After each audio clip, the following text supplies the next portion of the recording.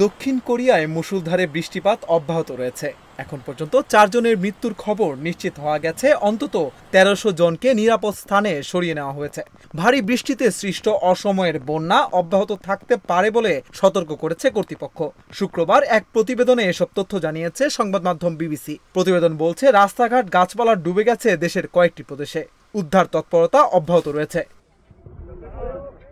BBC জানিয়েছে, মারা যাওয়া ব্যক্তিদের মধ্যে 2 জন পুরুষের বয়স 80 এর মতো। কর্তৃপক্ষের ধারণা, তাদের মধ্যে একজন তার বাড়ির বেসমেন্ট থেকে বন্যার পানি সরানোর চেষ্টা করছিলেন। তৃতীয় ব্যক্তি তার গাড়ির ওপর দেয়াল ধসে পড়ে পিষ্ট হন। কর্তৃপক্ষ জানিয়েছে, মৃত্যুর কিছুক্ষণ আগে তিনি তার স্ত্রীকে ফোন করে বলেছিলেন তাদের গাড়িটি ভেসে যাচ্ছে। আর চতুর্থ ব্যক্তি হৃদরোগে আক্রান্ত হয়ে মারা গেছেন।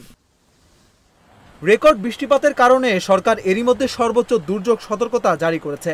ভারী বৃষ্টি অব্যাহত থাকার পূর্বাভাস দিয়েছে আবহাওয়া বিভাগ। অনেক জায়গায় রাস্তাঘাট তলিয়ে যাওয়ায় সড়ক যোগাযোগ বিচ্ছিন্ন হয়ে গেছে। দেশটির রেল মন্ত্রণালয় জানিয়েছে, কিছু এলাকার সঙ্গে রাজধানীর রেল যোগাযোগ স্থগিত করা হয়েছে।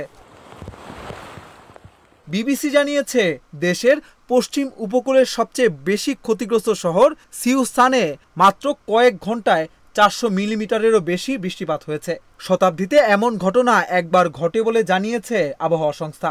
আবহাওয়া প্রশাসন জানিয়েছে, আগামী সপ্তাহে উচ্চ তাপমাত্রা ফিরে আসবে এবং তাপপ্রবাহের সম্ভাবনা রয়েছে।